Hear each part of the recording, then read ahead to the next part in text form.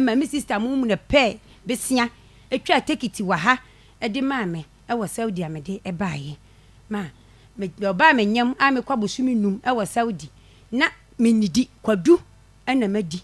ti me baaye no ma ye ha je se moja nyina akra na me nibi ye koma me moja hospital nyina wo ha no mu sei me beduru Ghana no ma na esemsu I was saying misu ni wo pa na me koto mu cause maybe say me be wale anya ni die e wa wale mu ama manya be ma asem kra to me a obegina machi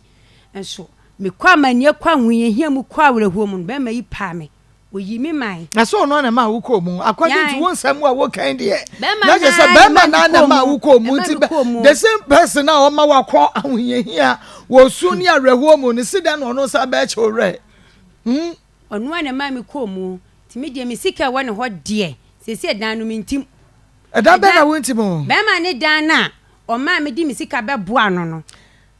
sese dan mi mintim bi woni ho na tim woni oba no ni nwa ba na ne mpena ne so ne tie sese ameka so oba ne ma nyina gu ni fia me ne wo kasai woni ne te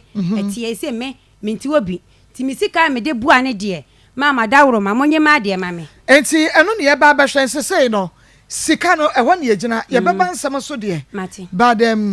your focus e ye sika no ankasa